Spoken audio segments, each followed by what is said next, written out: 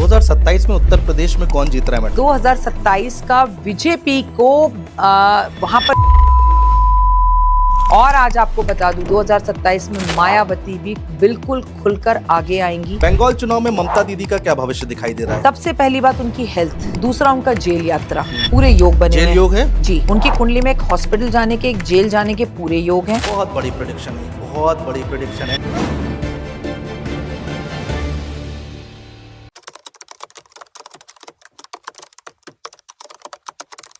लोग बहुत पूछते हैं सबसे पहले प्रधानमंत्री जी के बारे में, नरेंद्र मोदी के बारे में, क्या वो ये 5 साल पूरे कर पाएंगे या फिर नहीं कर पाएंगे? पूरे कर पाएंगे, कोई डाउट ही नहीं है पूरे ना करने के। सिर्फ पूरे ना करने की सिर्फ इंसान की एक ही कंडीशन होती है कि वो जीवित ही ना रहे, राइट? उसके सिवा मौत पे तो किसी का भी कोई जोर नहीं है, अन्यथा वो पूरा करेंगे। योगी आदित्यनाथ दिल्ली जाएंगे? देखिए, योगी आदित्यनाथ दिल्ली नहीं आएंगे, लेकिन योगी आदित्यनाथ के लिए यूपी ही एक बड़ी सरदर्दी बनकर रहेगी। साधु संत समाज, ताजमहल, हिंदू मुस्लिम, इलेक्शंस, झगड़े, बहुत कुछ देखने को अभी पिक्चर बाकी है। क्या बात कर रहे हैं? जी हाँ, और कड़े फैसले लेंगे वो पीछे ढलने वाले, हिलने वाले नहीं है। योगी आदित्यनाथ के लिए साधु संत मुसीबत बनते हुए दिखाई दे रहे हैं आपको? योगी आदित्यनाथ के लिए साधु संत दिखते हैं या योगी आदित्यनाथ साधु संतों के लिए बनते हैं, ये तो आपको वक्त बताएगा। लेकिन देवगुरु आधार, लोग कहते हैं आजकल आधार के साथ बताओ। देवगुरु बृहस्पति अतिचारी हैं और अगले साल विक्रम संवत 2083 के राजा हैं।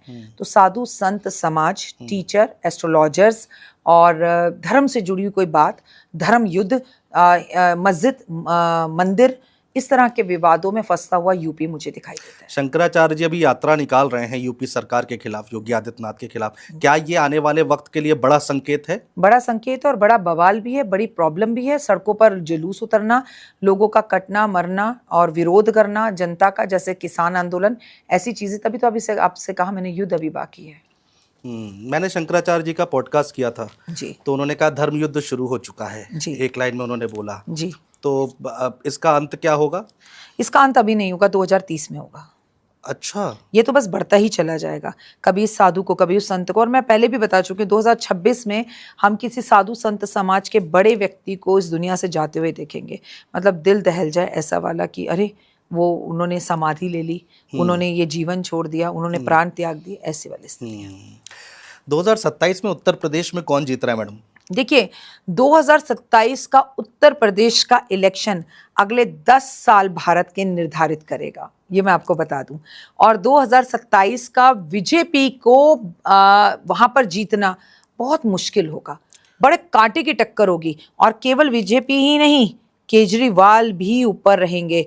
और आज आपको बता दूं कि 2027 में मायावती भी बिल्कुल खुलकर आगे आएंगी, कई नए चेहरे सामने आएंगे। तो बीजेपी के लिए ना टुकड़े टुकड़े होती हुई चीजें दिखेंगी कि एक तरफ बीजेपी, एक तरफ कांग्रेस, या एक तरफ बीजेपी और एक तरफ अखिलेश, बस, या गठबंधन। लेकिन अब की बार ऐसा नहीं होगा। अब की बार अखिलेश जी अलग होंगे, कांग्रेस अलग होगी और आम आदमी पार्टी अलग होगी, और दूसरी तरफ सिर्फ बीजेपी होगी। बीएसपी अलग। 1 2 3, यस, इतने 4-5 चेहरों से लड़ना और एक तरफ आप, तो थोड़ा मुश्किल हो। ये अच्छे संकेत नहीं है भारतीय जनता पार्टी के लिए, यूपी के लिहाज से। 2027 से ये अच्छे संकेत नहीं है बीजेपी पार्टी के लिए। तो किसके लिए अच्छे संकेत है? अखिलेश? नहीं, मैं ऐसा नहीं कह सकती कि अखिलेश के लिए, लेकिन बहुत ज्यादा, जिसे कहते हैं ना, मक्खन मथना होता है। अभी तक ना सब कुछ बीजेपी के लिए आसान था। हाँ। आज के बाद 2027 के बाद जो भी इलेक्शंस लड़ेंगे, 27 से जो भी लड़ेंगे, वो आसान नहीं होगा। उसमें मेहनत करनी पड़ेगी, एफर्ट्स डालने पड़ेंगे, जनता का मूड बदल जाएगा, जनता बदलाव चाहेगी। यही वो टाइम है जब चेंज होगा। हमने सारे इलेक्शन कवर किए हैं रिसेंटली, तो हम देखते हैं कि उत्तर प्रदेश हो या फिर देश हो, भारतीय जनता पार्टी किसी को भी खड़ा कर दे रही है, वो आसानी से जीत जा रहा है। आपका कहना है ये कि इस बार फाइट होगी, वो आसान नहीं है, रास्ता कांटे बहुत है रास्ते में। जी, बंगाल चुनाव में ममता दीदी का क्या भविष्य दिखाई दे रहा है? देखिए, अगर मैं ममता दीदी की कुंडली देखूं, बंगाल की कुंडली देखूं और मैं अपने भारत देश की कुंडली देखूं, तीनों को मिलाऊं और साथ में मोदी जी की कुंडली देखूं, क्योंकि बीजेपी मतलब मोदी जी हैं, तो वहां पर भी मुख्यमंत्री बदलता हुआ दिखाई दे रहा है। ममता दीदी का मुख्यमंत्री बनना नामुमकिन है।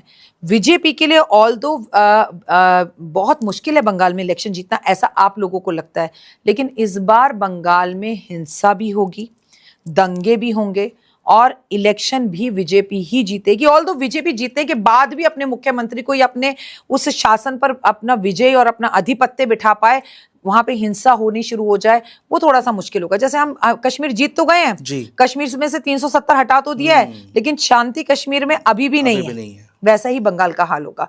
देखिए, मुख्यमंत्री तो मुझे ममता दीदी बनती हुई नहीं दिखती। नहीं दिख रही? नहीं, कोई भी बने ममता दीदी नहीं बनेंगे। अच्छा, खुद से छोड़ेंगी या फिर जनता हटाएगी? 5 चीजें हैं। जनता तो नहीं हटा सकती, जनता उनके लिए दीवानी है वहां पर। सबसे पहली बात उनकी हेल्थ, दूसरा उनका जेल यात्रा, पूरे योग बने जेल हैं। योग है जी, उनकी कुंडली में एक हॉस्पिटल जाने के, एक जेल जाने के पूरे योग हैं। दूसरा उनकी हेल्थ, वेल्थ और अपमान के पूरे योग हैं 2026 में या ये जो इलेक्शन हो रहा है, इस इलेक्शन में ओके, चोट लगना, हॉस्पिटल जाना, अपमान होना, जेल यात्रा, किसी चीज में फंस जाना, ऐसी चीजें ममता दीदी की दिखाई दे रही है।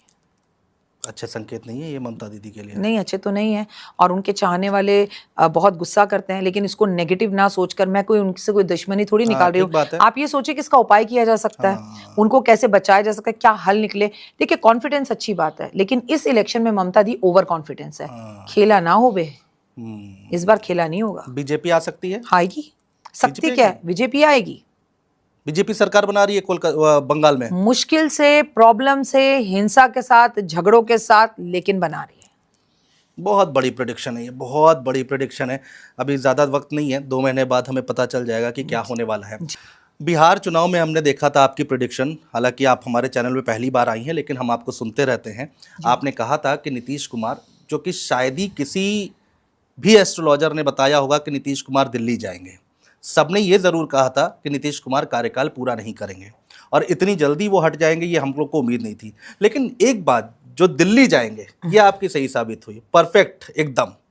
नहीं, मेरी बात सारी माता रानी की कही हुई होती है, मेरा कुछ नहीं होता, तो credit goes to Mata Rani. Thank you माँ। मैं आपको एक बात ज़रूर कह दूँ, मेरा उससे अलग नाता है माँ से, और मैंने आपसे कहा था कि नीतीश कुमार मुख्यमंत्री नहीं बनेंगे, और वाकई में उन्हें बनना भी नहीं था। लेकिन मैंने अपने उस पॉडकास्ट में भी कहा था, अब भी कहती हूँ, भाई तुम्हें कोई बड़ा पद मिल रहा है, उनका स्थान परिवर्तन उनकी कुंडली से दिख रहा था। और मैं फिर कह रही हूँ, मैं उन्हें पर्सनली नहीं जानती, मेरे पास उनकी कोई कुंडली नहीं थी। जो नेट पर अवेलेबल होती है उसे देखकर, प्लस टैरो से और प्लस फेस रीडिंग से, और बिहार की कुंडली से, भाई बिहार कब बना, तो उसकी कुंडली से मैंने सबको मैच किया कि स्थान परिवर्तन हो रहा है, यहाँ का राजा बदल रहा है, राजा जरूर बदलेगा, वो कोई भी हो। मैंने ये भी कहा था कि बीजेपी की सरकार आ सकती है, लेकिन मुख्यमंत्री नीतीश जी नहीं बन सकते। लेकिन नीतीश जी मुझे तो बनना ही है, मुझे एक बार और बनना है। लेकिन नीतीश जी को तभी दिल्ली आने का ऑफर था, अगर आप आंतरिक लोगों से पूछें, लेकिन उन्होंने तब बात नहीं मानी। तो उन्होंने खुद तो वहां रुके रुके मेरी प्रेडिक्शन भी गलत करवा दी।